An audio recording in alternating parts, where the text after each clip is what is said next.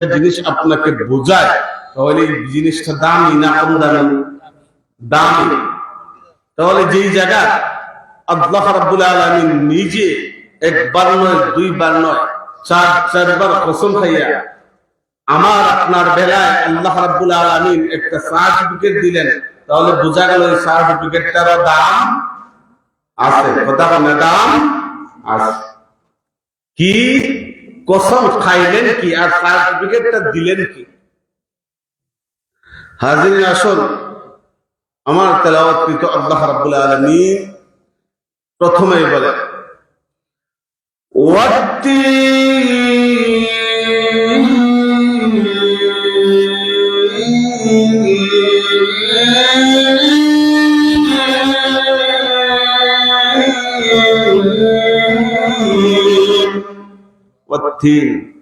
তিনের কসম। তিন আবার কি? তিন হইল জান্নাতি একটা ফলের নাম। জান্নাতের মধ্যে যে ফলটা দেওয়া হবে ওই ফলের নাম হইল তিন। শুধু ফলের নাম না, জান্নাতের মধ্যে যত ধরনের ফল দেওয়া হবে সবচাইতে পাওয়ারফুল, সবচাইতে দামি একটা ফল হইল তিন ফল। এই জান্নাতি সমস্ত ফলের রাজার নাম হইল তিন। আল্লাহ রাব্বুল আলামিন এই তিনের কসম খাইলেন। প্রথম নাম্বার কসম হইল তিনের কসম। দুই নাম্বার কসম কি?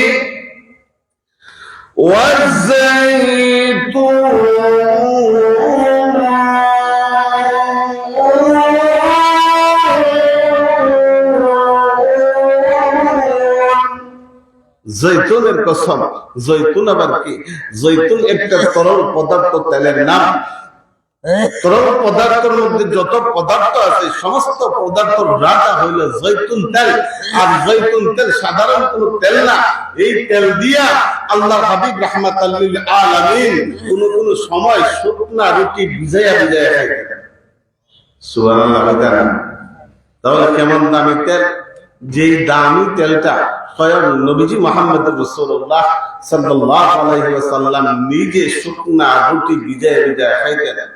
দ্বিতীয় নম্বর কসম হইল জৈতুনের কসম। তিন নম্বর কসম হইল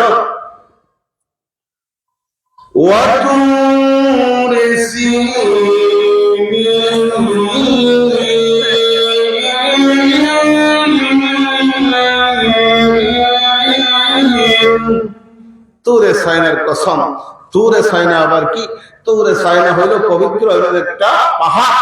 যেই পাহাড়ে পয়গম্বর মূসা কালিমুল্লাহ স্বয়ং আল্লাহর পয়গম্বর মূসা আলাইহিস সালাতু ওয়াস সালাম ওই পাহাড়ের উপরে গিয়া আল্লাহর সাথে কথা বলতেন। এই পাহাড়টা কত দামি পাহাড়! এই পবিত্র পাহাড়ের কসম। এই পাহাড়ে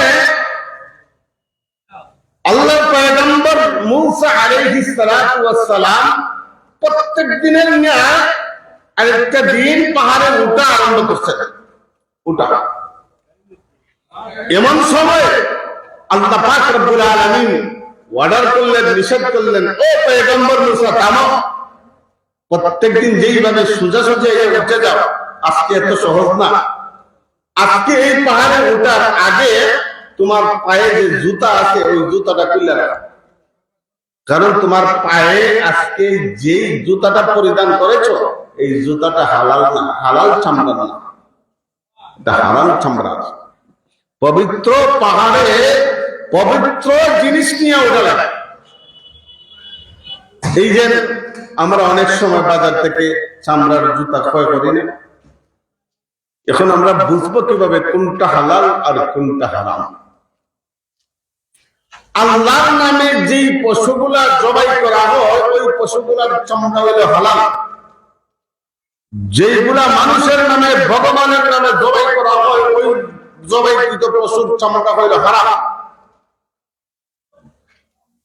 হালাল আর হারাম এই দুই জিনিসের মধ্যেই পার্থক্য করা যায়। এখন আপনারা আবার যদি প্রশ্ন করেন তাহলে আমরা যে বাজার থেকে কিনবো ওই বাজার থেকে কিনা আমরা তো মাল কিনবো আমাদের হালাল টাকা দিয়া, কিন্তু আমরা বুঝবো কিভাবে এটা যে বিক্রি করবে সে হারাম চামড়ার মাল আনছে না হালাল চামড়ার মাল আনছে? এই জন্য মাল খরিদ করতে গেলে সর্বপ্রথম আগে জিজ্ঞাসা করবেন সে মুসলমান কি মুসলমান না।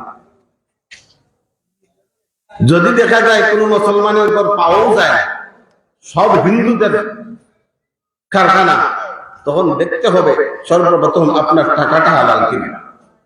টাকা যদি হালাল হয় তারপর থেকেই খরিদ করে তাকে বিশ্বাস করে। তারপরে পদ্ধতি আছে, মোজা পরিধান করারও পদ্ধতি আছে। যাই হোক, সেদিকে আর যাব না। তো 3 নম্বর কসম হইল তুরে সাইনের কসম। কসম গেল কয়টা? 3টা। 4th নম্বরে আল্লাহ রাব্বুল আলামিন ফরমান ওয়াহাদাল বালাদিল আমিন,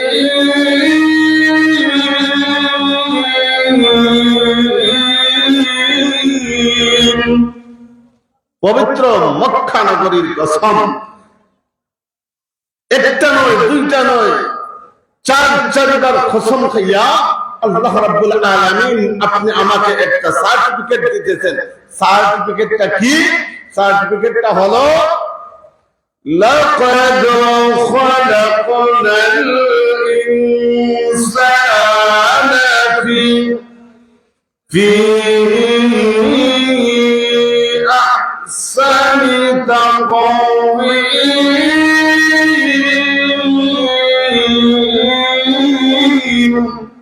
লাকাদ খালাকনাল ইনসানা ফি আহসানি তাকওয়িম।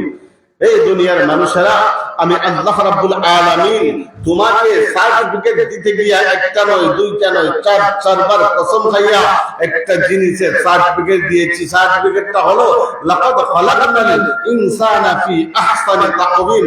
ও দুনিয়ার মানুষেরা, তোমাদেরকে আমি আল্লাহ সবচেয়ে মজবুত এবং সুন্দর অবয়ব দিয়া দুনিয়ার মধ্যে প্রেরণ করেছি। সবচেয়ে মজবুত এবং সুন্দর অবয়ব দিয়া আমি আল্লাহ তোমাদেরকে সৃষ্টি করেছি।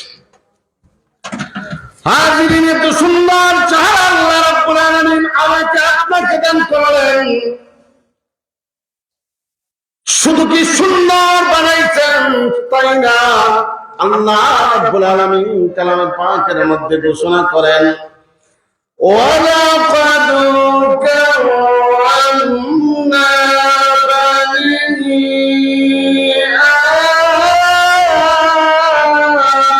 আদম। আমি আল্লাহ রাব্বুল আলামিন তোমাদেরকে শুধু সুন্দর দেই এমন না, আমি আল্লাহ রাব্বুল আলামিন তোমাদেরকে সবচেয়ে সম্মান দান করেছি। বলেন না সুবহানাল্লাহ। শুধু সুন্দর দিছি এমন না, সবচেয়ে সম্মান আমি আল্লাহ তোমাদেরকে দান করেছি।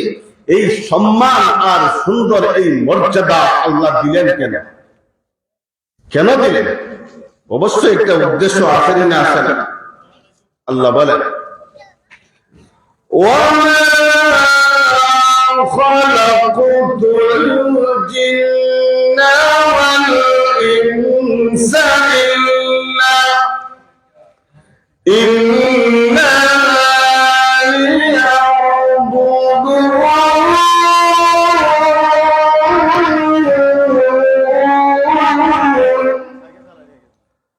وما خلقت الجن والإنس إلا ليعبدون।